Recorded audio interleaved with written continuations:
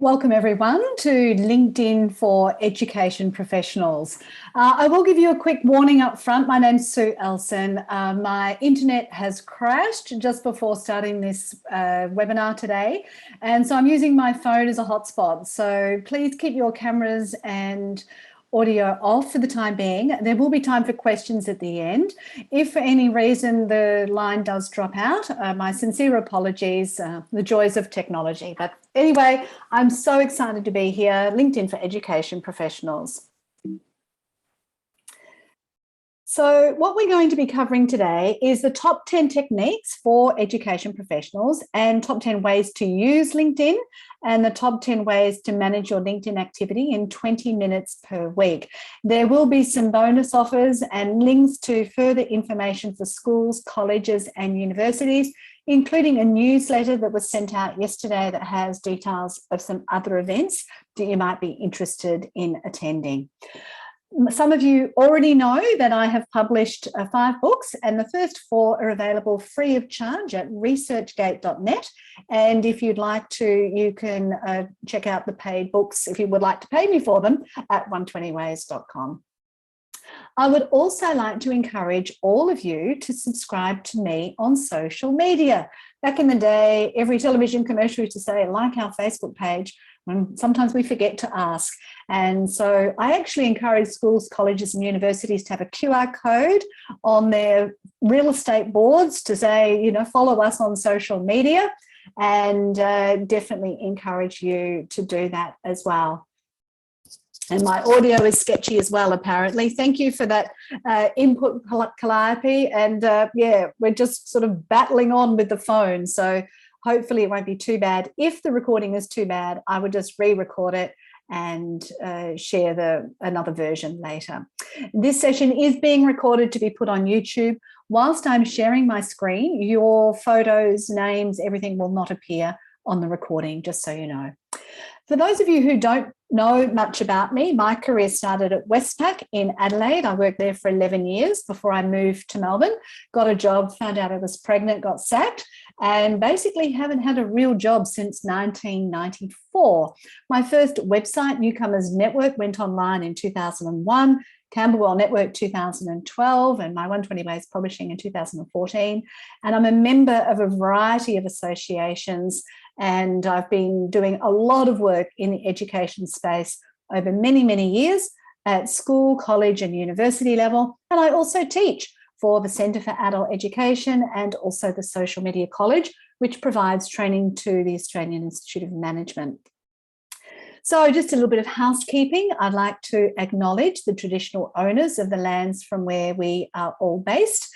This event welcomes everyone, and it is general information, not specifically for your personal circumstances. The slides have already been emailed through to you, so hopefully you've got those. If not, please contact me. You can leave your camera off and your audio off. You can also assume that there's a varied level of knowledge in the room, so some of you will know more about LinkedIn than others, but most welcome to pop your questions in the chat. You can learn more about me on my website and also see my clients. And I will be asking what was most helpful to you at the end, as well as any questions. And there's always a way to say thank you. After all, this is a free event, and I've dedicated the presentation specifically to education professionals and tailored it for you. If you would like to organise an appointment after this session, I offer a $50 discount if you mention this session, and just contact me via email or look at my website and just book in something before the 16th of March. You don't have to attend before then, but just let me know that you'd like to have some assistance. So why even bother with LinkedIn? Well, first of all, you will be Googled, and obviously one of the most common ones is by students and parents and caregivers, but also friends, peers in the industry, employees you've worked with in the past, maybe in the future, and your neighbours, people at parties. So it is a location on the internet that is likely to be found if somebody Googles your name. I also recommend, apart from a LinkedIn profile, that you consider having a website in your own name. And I know that might sound terribly extravagant, but it is a place to showcase what you've done. And if you would like to start off with a free version, you can do that at business.google.com, and you can have a free one-page website there. Just so you know, there's also over 15 million people in Australia on LinkedIn, 810 million worldwide, and it's a way to share your story. And I think of it as a risk mitigation strategy. If I put out there what I've done, it doesn't mean somebody's gossiping and telling a different story. And obviously the number of people online is increasing year on year. And I'll mention another couple of things later in that area. You also need to remember that no job or enterprise is forever, and you need a network to maintain work from today, tomorrow, next week, next year, whatever. So please definitely consider it as a way to build your network and to keep in touch with all of those people over time, because quite often what will happen is your phone number could change, your email address could change, but if you're connected on LinkedIn, there's a very good chance that you can actually still maintain contact with your colleagues. Okay, so the top 10 techniques for education professionals. And as we go through these, you might be able to tick off the ones that you're doing and make a note of the ones that you might like to do in the future. So the first thing that I recommend, and I will show you how to do some of these things a little bit later, is to customize your URL. So this is the link to your LinkedIn profile, and it's on the top right-hand side of the screen when you open LinkedIn on your profile, and you can change it. And ideally just change it to your name, or your name with a dash in the middle, or even your middle name if it's a more common name, or a number at the end. But whatever you do, just personalize it. And one of the other things that I believe is very important is for you to incorporate your post-nominal. So if you're in the education sector, you're likely to have formal qualifications or a membership of a professional association. So you can see here on the About section, I've put in my Bachelor of Business and my memberships of those other bodies. And you can also see I've chosen one of them to show you, which is the Working with Children check, but I've got my other memberships in there as well. And then under organisations, I'm a professional member of the Career Development Association of Australia. So I've just showcased that one there for you. Now, if you are the president or the promotions officer, or you've done some other voluntary work, you can also mention that in the volunteer experience section. And you can also mention it in honours and awards. Maybe you're a life member of something, that could be popped in there. And in the contact info section of your LinkedIn profile, you can also put a link to that membership organisation. You can follow professional associations on LinkedIn. So everybody who's a teacher in Victoria needs to be a member of the Victorian Institute of Teaching. So in theory, you could put that on your profile, but you could also, mention it and follow the company profile as well. These are just a couple of sample ones. I'm not saying they're the only ones. I know that there are independent school associations in each state. So I've just mentioned Independent Schools Victoria. I'll be running some workshops for them later this year. Or you might be a member of Australian Primary Principals Association or Heads of Independent Schools. Educate Plus, I've spoken at a number of their conferences and workshops on the topic of LinkedIn or social media. And these are the people in schools that look after admissions, enrolments, alumni, community relations, fundraising, marketing, communication. And so you might like to follow that organisation and understand more about what's happening in the sort of the staffing area of the school. And perhaps you're part of a university who's a member of the Group of 8. You might wish to follow that profile. If there's any others that you believe are worth following online, feel free to pop those in the chat. Also, the top 10 techniques in terms of number 4 is join relevant groups. So you may like to join some specific LinkedIn groups. There are a couple that I found that might be of interest: School Business Managers, Australian School Principals Network, Higher Education Australasia, and I am an alumni of the University of South Australia. And I have to say that when the alumni features first came out on LinkedIn, the University of South Australia was one of the most progressive universities in the country to get people involved. I was one of the first people who became one of the listed alumni of the university, and I've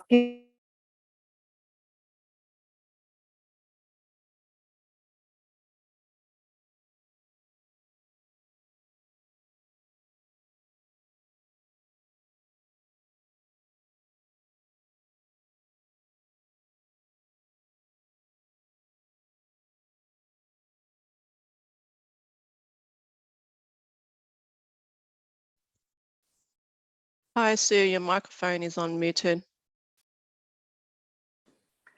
Thank you. This is what happens when you get cut out. It just automatically changes settings on you. So yeah, join any of those groups, and they're not as popular as they used to be. It used to be much better in the past when there wasn't a news feed, but the news feed is really where most of the action occurs now. Next is to give and receive recommendations. So these are like 24 hours a day recommendations for you, or references, and it's a good idea to get at least 6 that you can have on both given side and received side. Now, I think recommendations are really important because let's say you've got a disgruntled parent who's looked up rate my teacher and it wasn't very good. They then look up you on LinkedIn and see all these other fabulous recommendations, that can be a fantastic risk mitigation strategy. So yeah, just keep that option in mind as well.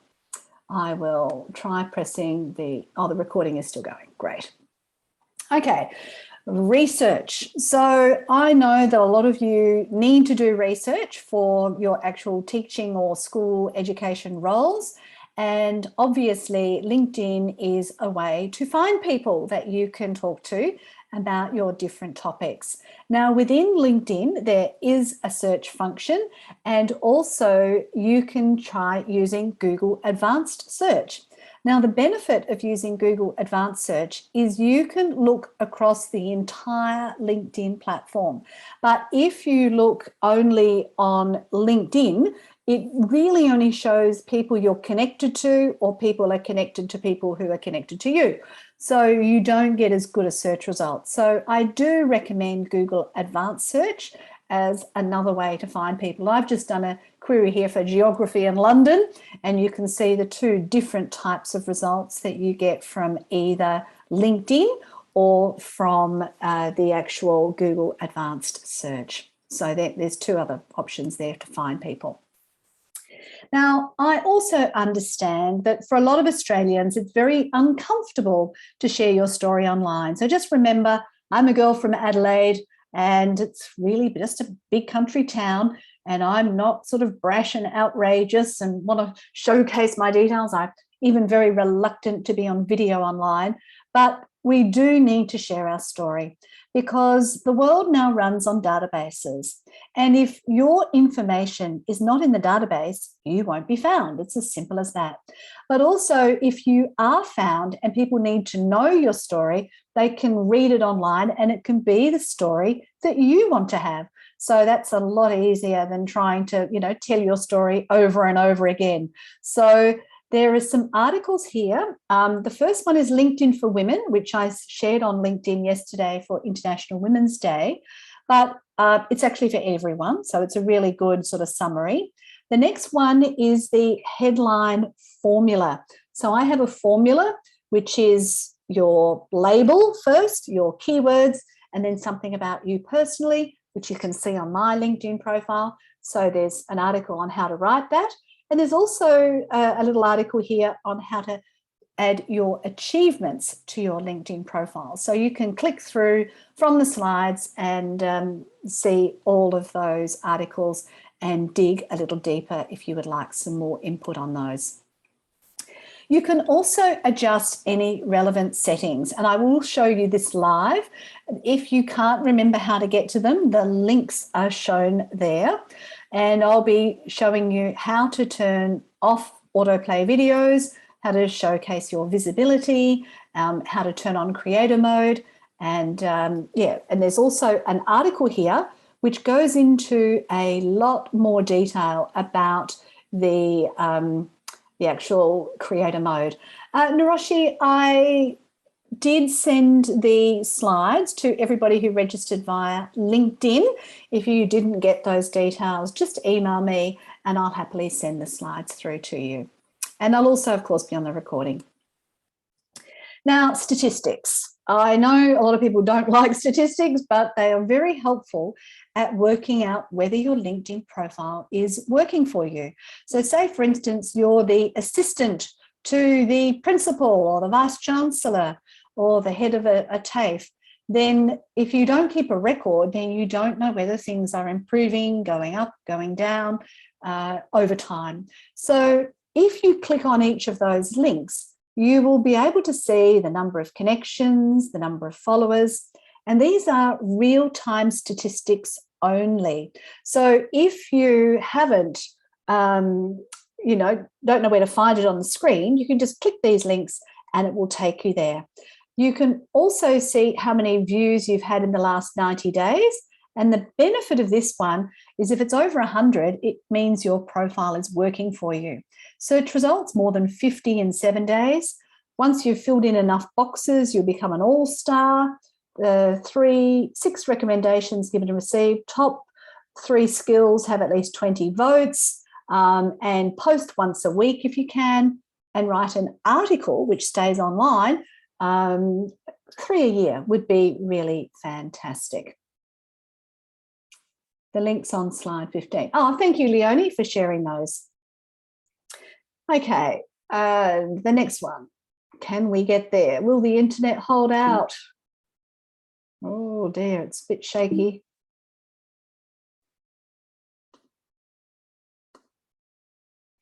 There we go, we'll try again.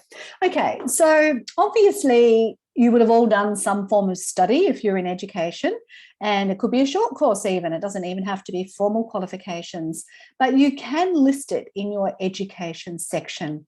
And I did my degree when I was a mature age student at 26, and I studied my entire degree by correspondence, which was quite unusual back in 1993.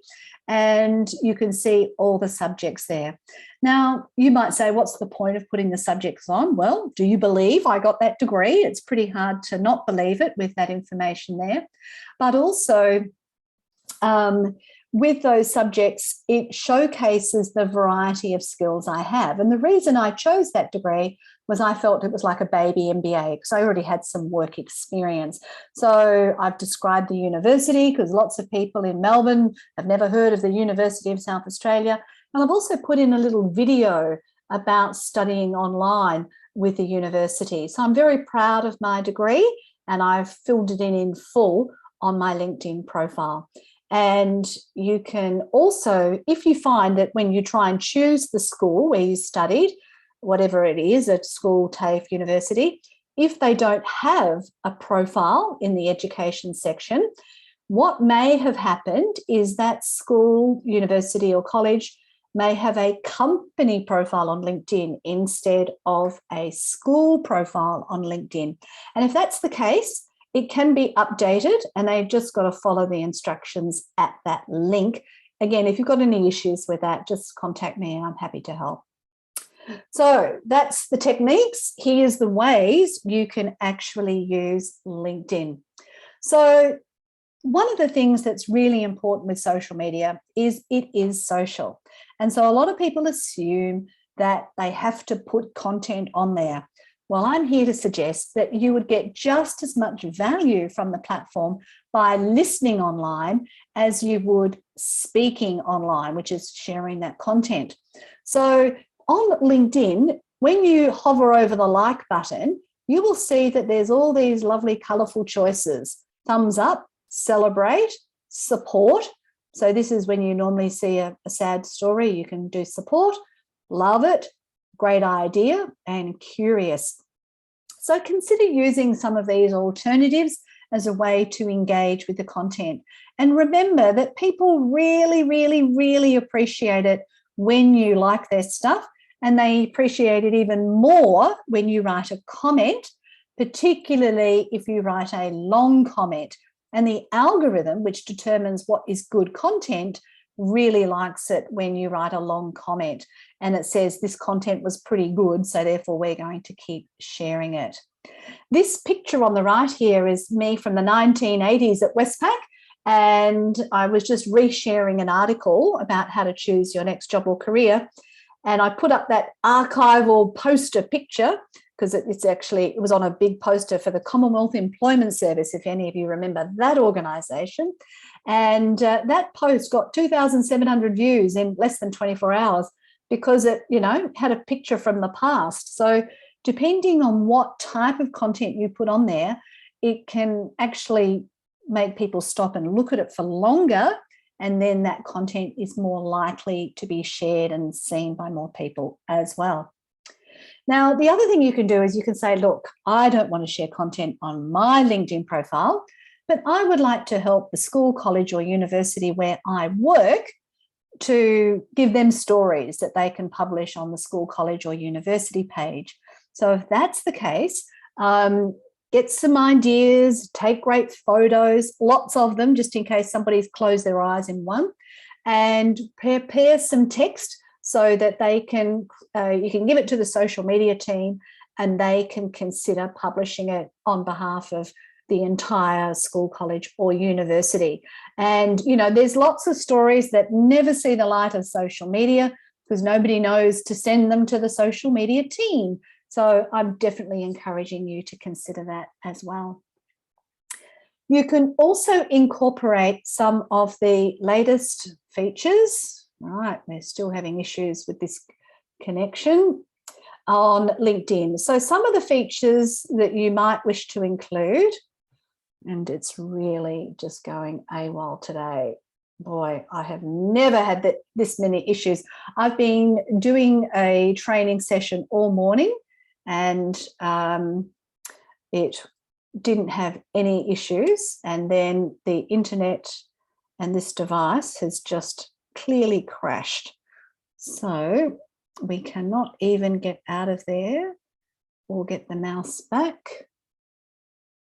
Seems to have disappeared entirely.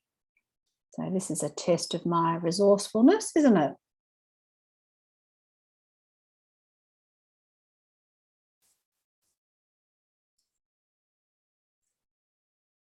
I'll just stop sharing and see if that can help us get back. Apologies, folks, slight delay. I'll definitely re-record this because we've got lots of information to get through. Okay.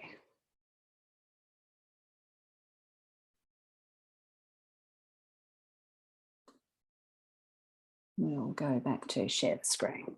Let's try again. Right, so latest LinkedIn features. So on this post on the right here, you can see that I started off with a title, which is in capital letters. Then I've mentioned Fueled by Growth, which was the publisher of this article, and I've provided a link to it. And I've used emoji ticks to summarize what was in the article so that nobody has to click on the link. They can just read enough information from here. I've also added in hashtags to let the algorithms know that this is what this particular post is about, and they're all features of LinkedIn. Now, the other thing is, if you do have video, you can upload your video to YouTube first, and then after a little while, YouTube will create subtitles. So you can go in and edit those subtitles, and then you can download those subtitles. So before you upload the video to LinkedIn, you can upload the video file and the subtitles, and that way people can watch your video on LinkedIn and see the captions without the sound on. And so that can be very helpful. So I always recommend put your video on YouTube first, get the subtitles, and then upload it into LinkedIn. What you can also do on LinkedIn is you can add a PowerPoint presentation that you've saved as a PDF, and then that becomes like a little slideshow. And those posts appear to be doing quite well, even better than just straight images at the moment. Now, I'd also like to encourage you, a short video limit for upload. Yes, Calliope, you can't put in an hour-long video. I'm not sure of the exact time frame. I think it depends more on the size of the file rather than the actual length of the video. So obviously something shot in high res is going to have more space than another. So if that's the case, pop the video on YouTube and just provide the YouTube link if that doesn't work. So adding connections. So if you have the LinkedIn app on your phone and you press in the search box on the top of your screen, and then you press the little dots that appear in that search box, what you can actually see is your QR code. Now, we're all becoming very, very familiar with QR codes. And if the other person you're with, you've just met, scans your QR code, what will appear on their screen is a big blue button which says connect or follow. And you must not press either connect or follow. You need to press the three dots and then you can personalize your invitation. Nice to meet you at the LinkedIn for Education Professionals event, and then you can send it off. And that means when they receive it, they know where they met you, okay? You can also go through and update your LinkedIn profile each year because there'll be, little things that have happened. And you can also download a copy of your data just in case in the unlikely event that LinkedIn blows up, you want to have a record of what you have on your LinkedIn profile. So that's another good option as well. If you are an employee, it is fantastic if you can support your employer. So to choose your employer, you choose from the drop-down box, you start typing it and select the school. And each employer will usually have their own social media policy, which you'll need to abide by as well. But if there's any other ways that you would like to support your employer, I've got some suggestions on this link here. And why wouldn't you support your employer? They're paying your wage or your remuneration of some sort. And yeah, I think it's fantastic to be able to support your employer. You can also consider writing articles. So I did a presentation at Corowa Anglican Girls' School, and the deputy principal went away and took a photo of the girls on camp here. You can see it's a photo taken from behind so that the students' faces are not in the photograph. And she wrote an article. I was very proud of her for going off and taking action as soon as she'd learned something more about LinkedIn. So articles are a great way to share content because they stay online indefinitely. So unlike a post that is in the newsfeed, an article stays online. So there's a little example from Liana Gooch there. Also, if you're connected to someone like the principal, the vice chancellor, the DP, the AP, deputy principal, assistant principal, you can click a little bell on their profile, which is up the top of their profile. And that means that from now on, you are more likely to see the content they share in your newsfeed. So it's like saying, I want to see content from my favorite people. So if you've got clients, you might suggest that they press the notification bell on your LinkedIn profile so they can see what you're doing, or perhaps even subscribe to your LinkedIn newsletter.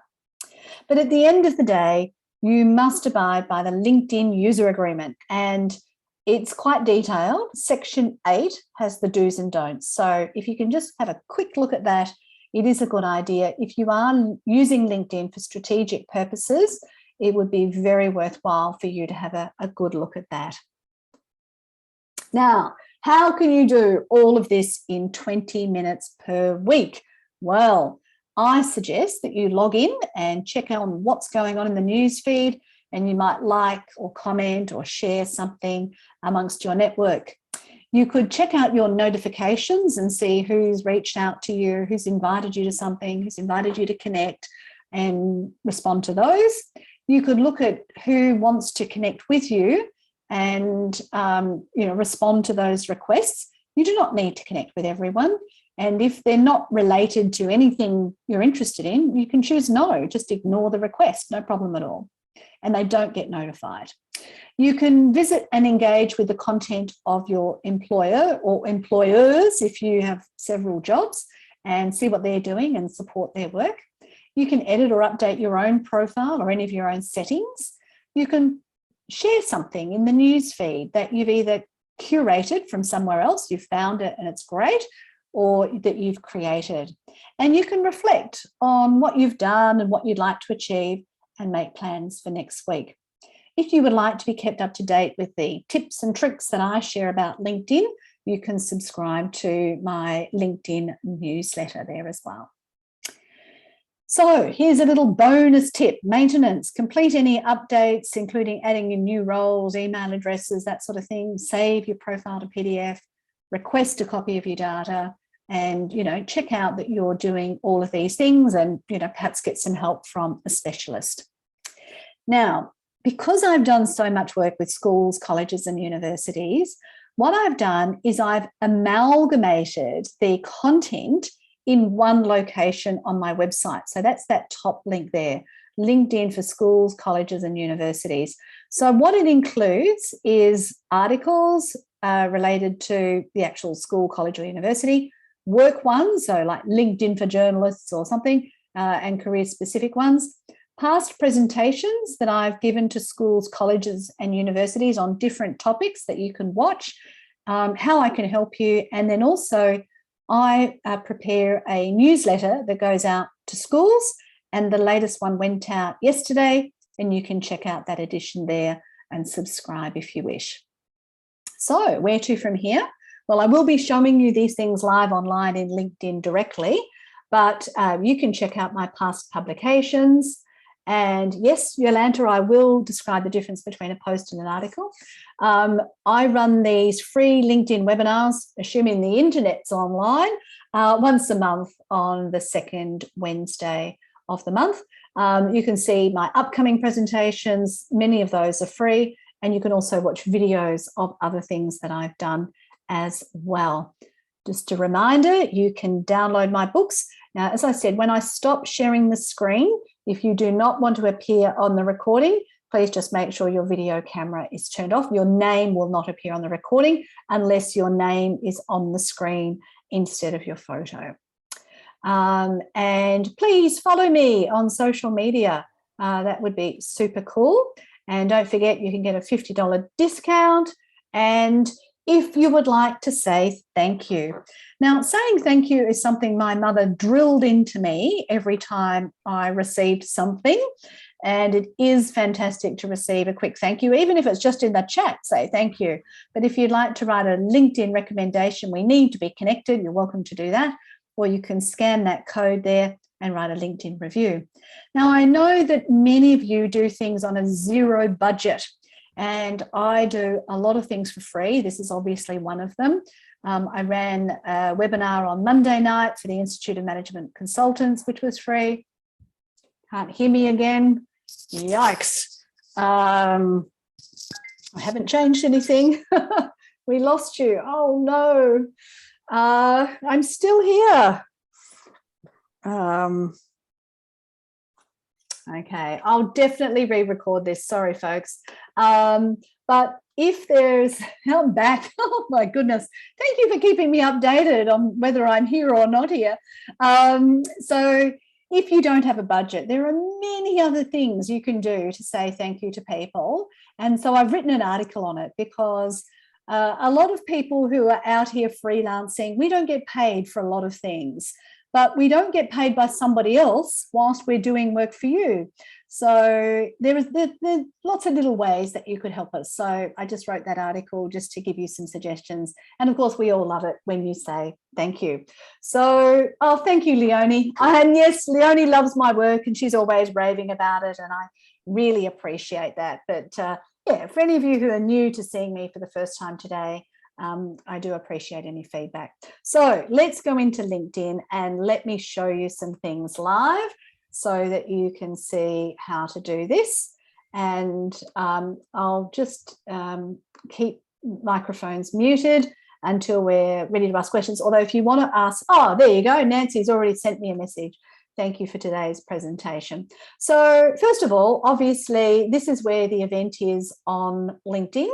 And if you click on here, you will be able to see the other attendees and you will be able to network with those people. So if they're first or second level connections, you can say, oh, wow, great that you registered as well. And I'd love to reach out. I've got some questions coming in so that others can't see every time we change something.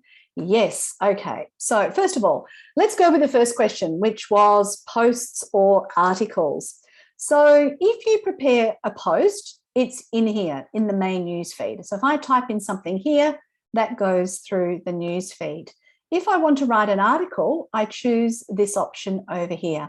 And that means that it stays online forever. Now, the exciting thing is, because I've turned on something called creator mode, if I choose to publish here, I can choose to either publish an article or publish a newsletter, and then it will go out to all my subscribers. So when I go onto this screen, and apologies, the internet is unstable again, you can see here it says either Sue Elson Shares, which is the name of my newsletter, or just an individual article. So an article is like lots of websites you see, you pop an image on and you put in all your text and you've got your little formatting tools up here, and then it gets shared through your network. Now, Susan's question about how to make sure that people don't see every change you make.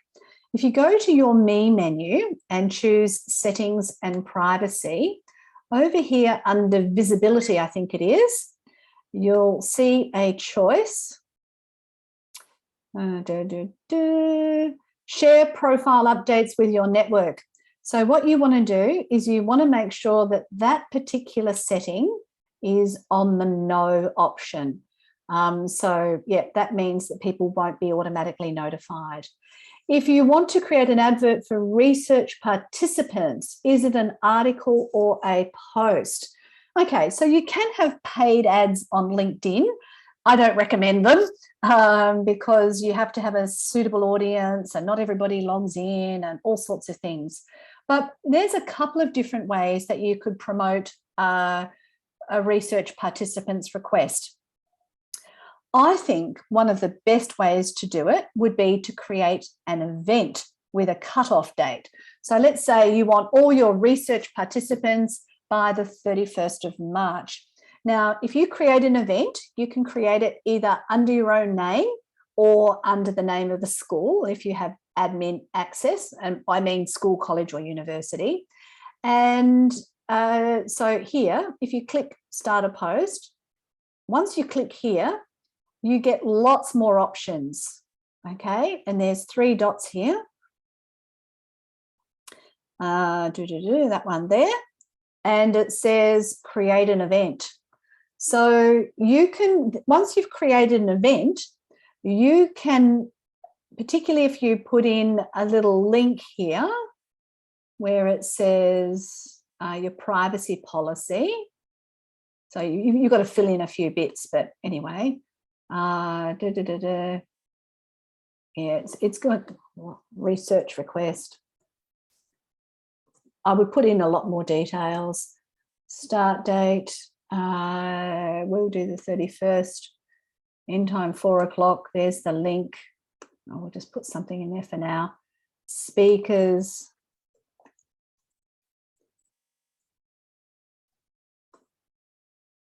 And if we, and by the way, I'll delete this. This won't be going all the way through online. You can put an image up the top there. And no, it's going to go through. Go back. There should be an option for you to put in a link to your privacy policy. And then if you put your privacy policy in, what it will do is allow you to collect people's email addresses. and that will definitely be very helpful for, collecting people who might be interested. Thank you, Lynn, for coming. And yeah, that's a good option for you. So what I want to do first of all is show you some of the most basic things that you need to do on your LinkedIn profile that I've discussed already. So first of all, I said to you that you really need to update your LinkedIn URL. And this is my profile. And over on the top right, edit public profile and URL.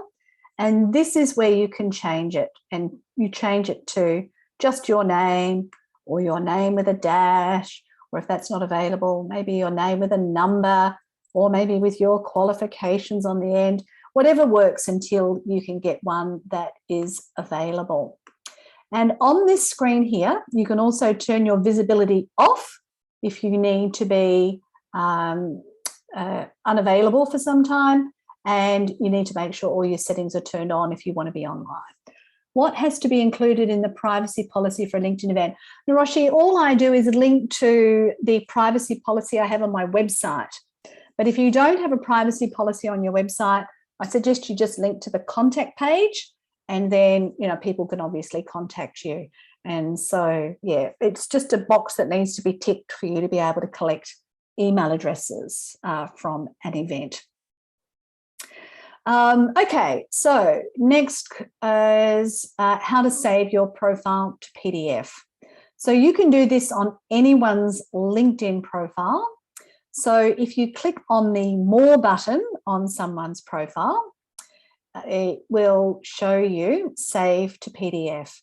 And I normally suggest you ask where to save your files, because otherwise it'll just go into the downloads folder. But this More button and Save to PDF. And I normally recommend when you save it to rename it, and to rename it with today's date back to front. Up here. So 20220309, and then dashes with your name and LinkedIn dash profile. And the reason you put all that in is so that you can see just by the file name, this is a copy of what your LinkedIn profile looked like on today's date. And then once you've done your edits, you can also obviously save it again and have another copy of it, so that you've got a backup of all that fabulous content you've written on your LinkedIn profile.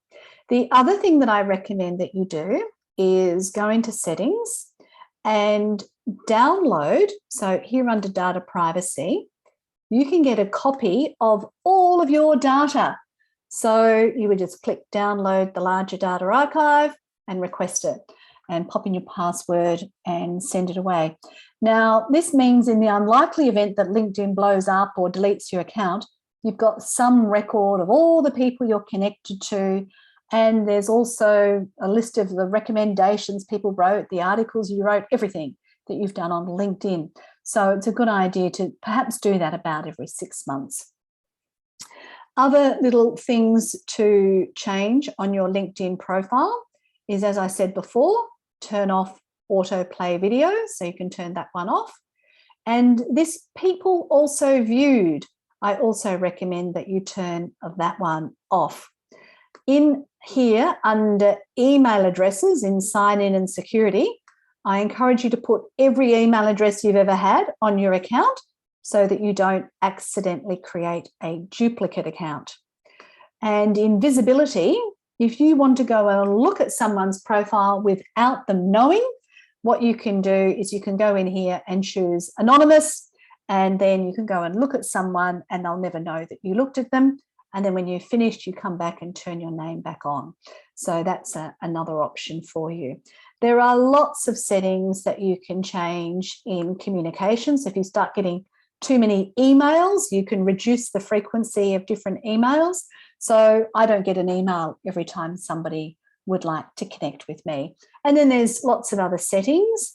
If for some reason you are on sabbatical and you don't want anybody to reach out to you whatsoever, you can also do something called hibernate your account. And that means you don't delete it, you don't lose all your connections, but you're just not online for a period of time. So there's some general settings. Now, there's lots of other things I could show you on my profile and explain how they've been created and why they've been created. But I would like to open the floor to questions and answer any that you may have so that we can cover some different topics.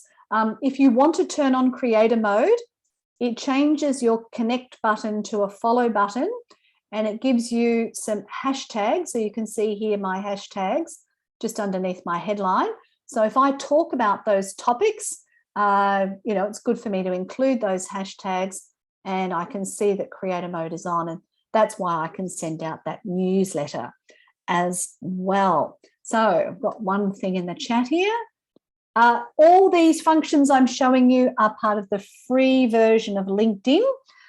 So I was on a free LinkedIn account from when I joined LinkedIn on the 21st of December 2003. I'm member number 77832. There's now 810 million members. But I only became a paid member in September 2020. And the reason I'm paid up is because I wanted to see who'd been looking at my profile and reach out to those people. I chose the cheapest option, which is the jobs and careers option, rather than the business option, even though I'm a business, because that's all I really needed. So be warned, if you do the 1 month free premium, they do collect your credit card details.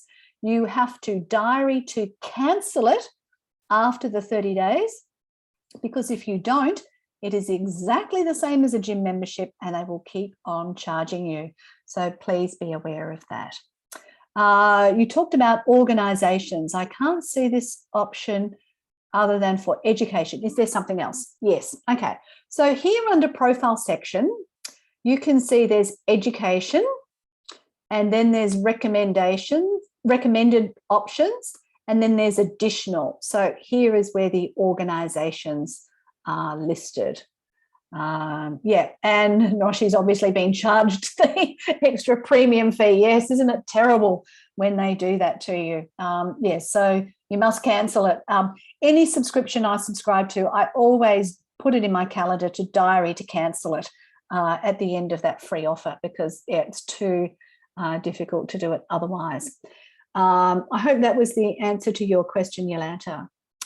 Any other questions? I'll stop the sharing and I can see you on the screen then.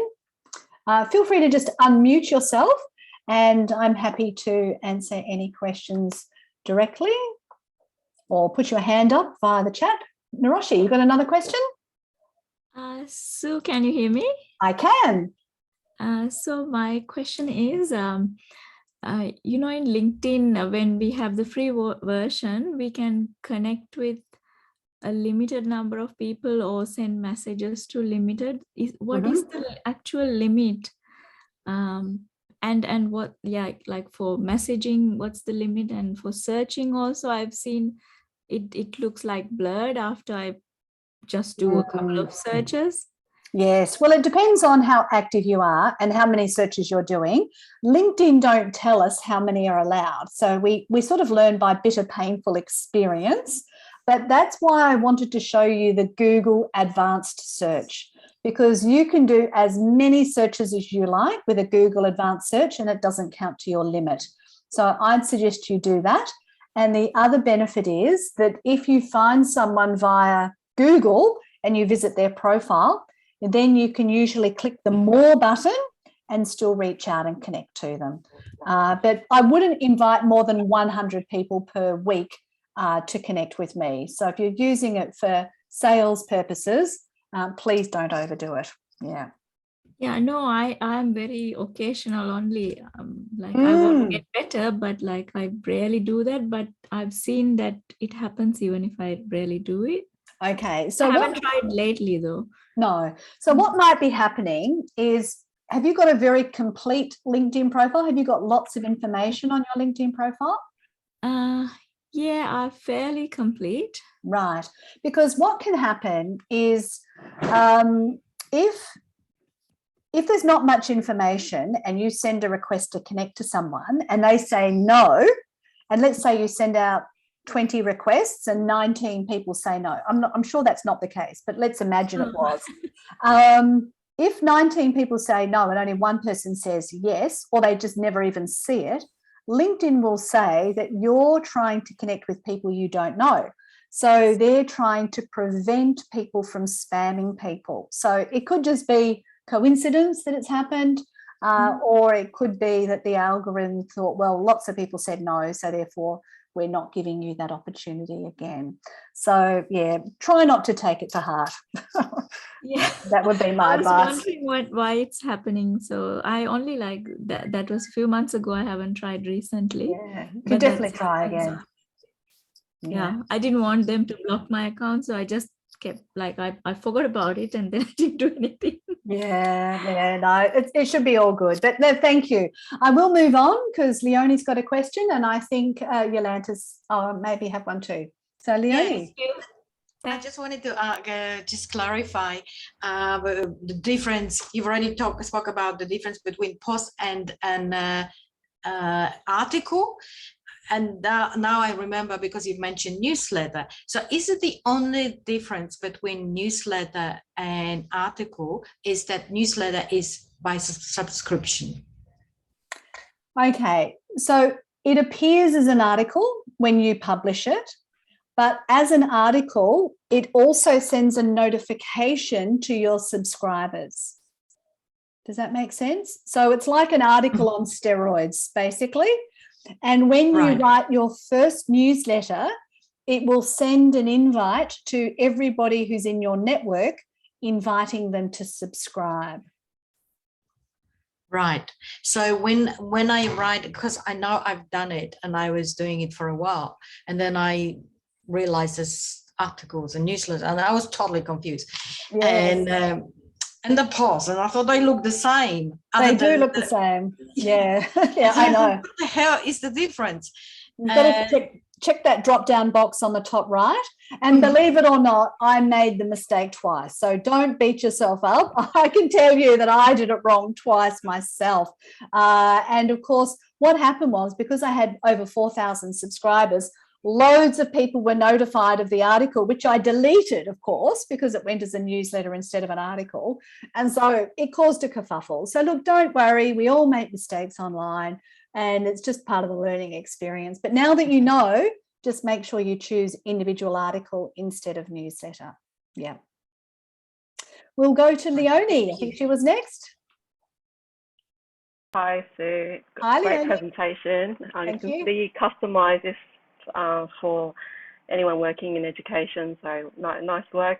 Just a question, Sue. You've been working with universities as well for a while. Just wanted to find out, when you're working with academics, what's their reaction like in using LinkedIn? And have you seen academics benefit from using LinkedIn? I certainly have, but academics are the worst group to try and convince to get onto LinkedIn, because they've already got a profile on ORCID, and they've got a profile on their university, and they've got a profile over here and a profile over there, and they don't want to have another profile. But the reality is that everybody needs a network, and so it is important that they do it. Now, what I suggest to them is, if they don't want to do this, they create a spreadsheet.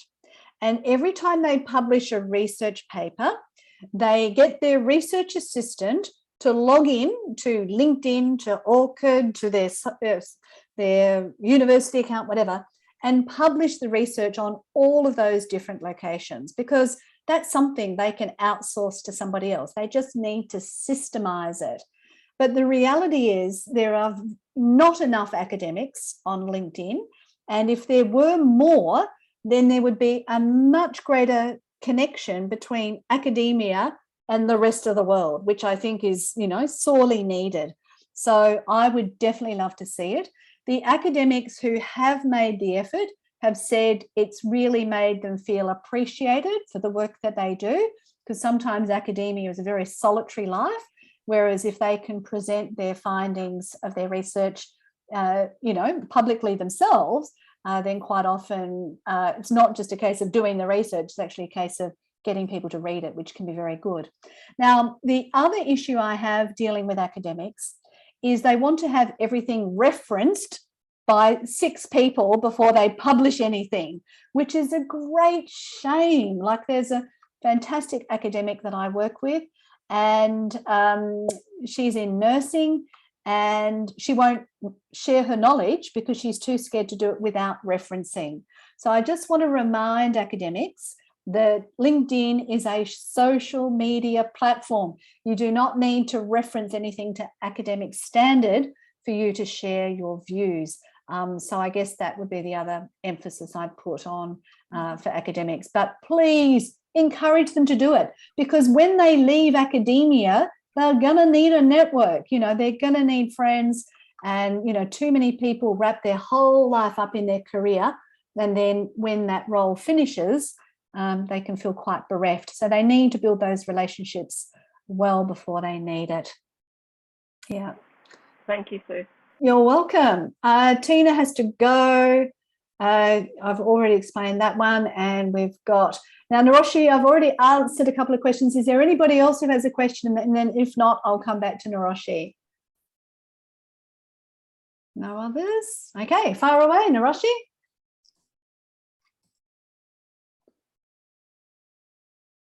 Just unmute. Sorry. That's Can you okay. please can you please explain about the LinkedIn algorithms, how it works, and how we can get a far more better audience than like a few people looking at the things? Or is there things to do that we can make it better? And about LinkedIn Lives, how does it compare to Facebook Lives and all that?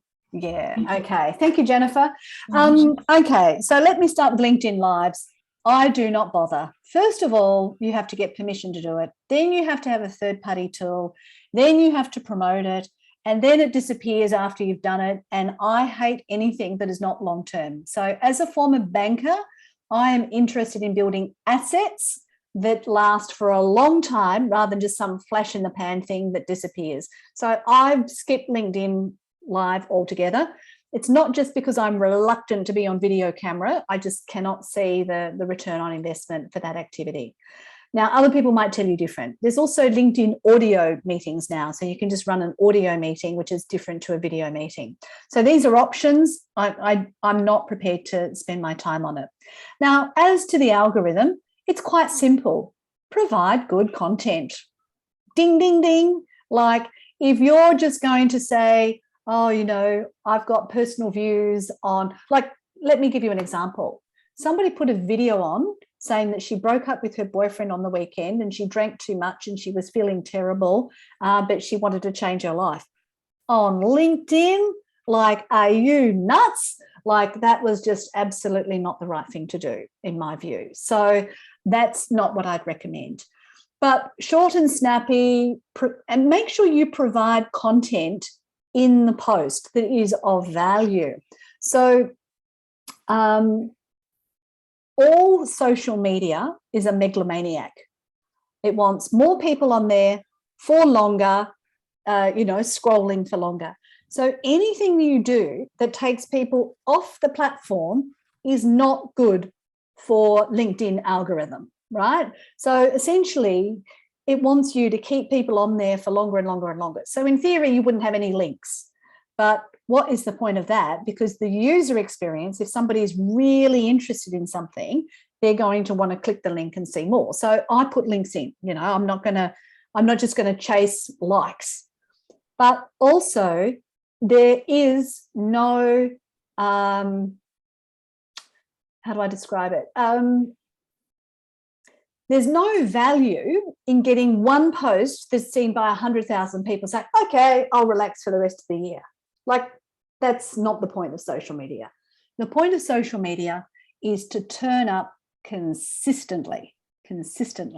And so I recommend put something good value, great photo or imagery or short video, document, whatever, once a week, and remember to engage with everybody else's stuff. Because if you're always talking and not listening, and engaging with other people's stuff, that's not going to be good. And at the end of the day, most business is done through referrals. And so people build relationships. So if you're not building those relationships, it doesn't matter how popular you are on LinkedIn, it's not going to lead to opportunities directly. Now, I've got another question here. So Thank you. You're most welcome. Does LinkedIn Creator have live stream? Well, if you become a LinkedIn creator, you can do LinkedIn Lives, which is that live video stream. But as I said, I've chosen not to worry about it. I'd much rather produce a video, share it when I want, add it to my website, do all those other things, rather than just go with live stream, because I want digital asset value for a much longer period of time. Yeah. Any other questions? Yes. Additional question to it, so because I only found out about LinkedIn Creator last week, popped up in my face. Actually, was a live stream, and they were talking about regular live video lives and so forth. But then I started to think, what is really the advantage of having LinkedIn Creator, in your view? In my view, it enables me to talk to my favorite topics by having my 5 hashtags and incorporating those hashtags in my content. So therefore, LinkedIn is going to favor me because I'm constantly talking about those 5 topics. So it's more likely to spread it further. And it also gives me access to the LinkedIn newsletter. And because I've got 20-odd thousand connections, I've now got over 4,000 subscribers. So when I share a newsletter once a month, those 4,000 people can potentially be notified of the newsletter. So that's really good value for me. Now, I don't create a separate newsletter for LinkedIn. I do a monthly newsletter and I share it via email. I put it on my website and I put it on LinkedIn. So it's the same newsletter, but I have 3 different modes of distribution. And the reason I put it on my website is LinkedIn could delete that newsletter at any time, and then there was no record that I ever did it. So that's why it's always my website first and social media second, and in this case, via email as well. Are there any disadvantages of creator mode? Well, it will change your button on your LinkedIn profile from connect to follow, which means a lot of people won't know how to connect with you.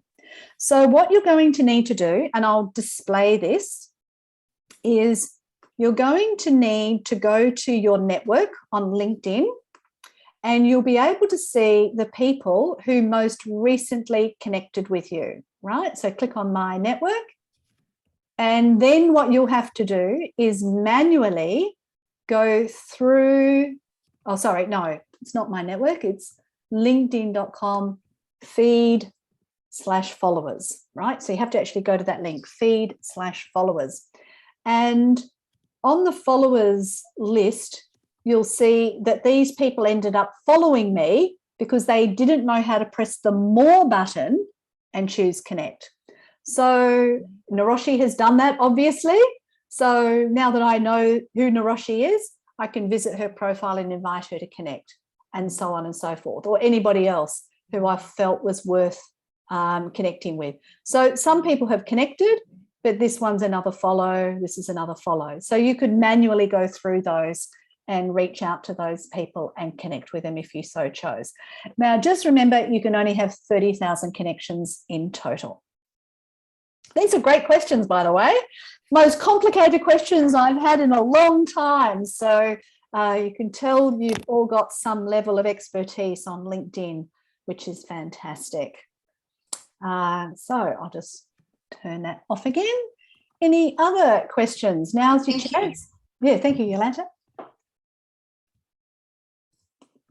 Any other questions you would like to ask? Now's your chance. And if you don't want to ask it publicly, you're most welcome to contact me directly and reach out that way. Got some more comments in the chat. Session was very valuable. If you'd like to put what was most helpful to you in the chat, I do summarize that on the website. No names, and that's also a good record for me to have as well. So feel free if you want to put any additional comments in there about what was helpful to you as well. Jackie, you're unmuted. Did you have a question? No.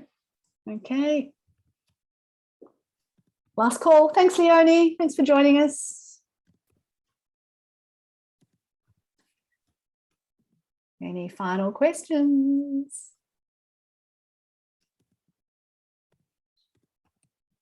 All right. Well, apologies again for the dodgy internet connection. There's not much I can do about that. But fortunately, we got through the presentation. So thank you for joining us, and watch out for next month's session, which will be LinkedIn for Creatives. And you can also see the recordings of any of the previous sessions as well. So thank you for joining us, and bye for now. Thank you, Sue. Thank you, Naroshi. Bye. Where can I find the previous recordings, or how can I? Yeah. I've actually messaged you to get the slides as well. Great. Okay. So if you go to my website, sueelson.com, underneath presentations, you will see a link to the LinkedIn. It's the top one, free LinkedIn Insight online recordings. And it shows you down here. We did business coaches and career specialists, CEOs and business owners, board directors and senior leaders, journalists and media professionals, HR professionals, and today was education. So later today, what I'll do is I'll re-record the first part, I'll add in this second part, and then that'll go up on YouTube, hopefully later today. Cool. Thanks. You're most welcome. Thank you. I think that'll be just about it. Thank you, everyone. Bye for now.